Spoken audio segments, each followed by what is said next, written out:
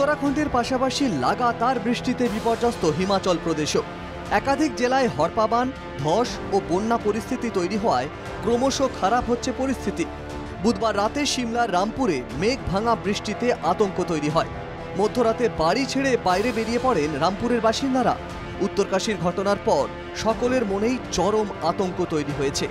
এবছরের বর্ষায় প্রবল বৃষ্টি ব্যাপক ক্ষতি করেছে হিমাচল প্রদেশে। বর্ষায় ব্যাপক প্রাণহানি ও সম্পত্তি নষ্ট হয়েছে হিমাচল প্রদেশে। 20 জুন থেকে 6 আগস্টের মধ্যে মৃত্যু 199 জনের। 108 জনের মৃত্যু হয় হড়পাবান ও ধসে। প্রায় 1905 কোটি টাকার সম্পত্তি নষ্ট হয়েছে বর্ষণে।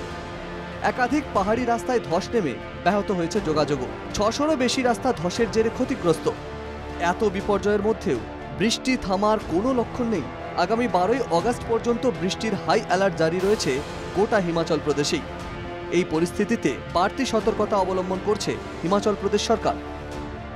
Bureau report, NKTV Bangla.